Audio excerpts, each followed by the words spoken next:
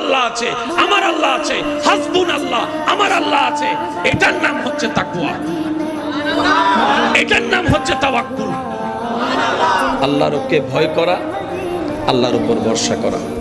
এবার আল্লাহ কি বলছেন দেখেন সূরা তালাকে, যে আমার উপর ভরসা করার মতো ভরসা করতে পারবে তার জন্য আমি বিপদ থেকে বের হওয়ার এমন রাস্তা করে দিব, সেটা যে আশাও করে নাই, চিন্তাও করে নাই, কল্পনাও করে নাই। বলেন সুবহানাল্লাহ।